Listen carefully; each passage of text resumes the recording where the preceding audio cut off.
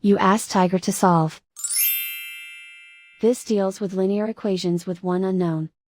The final result is x equals -1/3. Let's solve it step by step. Group all constants on the right side of the equation. Subtract 1/4 from both sides.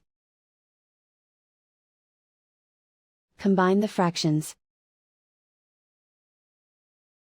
Combine the numerators. Reduce the zero numerator. Simplify the arithmetic. Find the lowest common denominator. Multiply the denominators. Multiply the numerators. Combine the fractions. Combine the numerators. Find the greatest common factor of the numerator and denominator.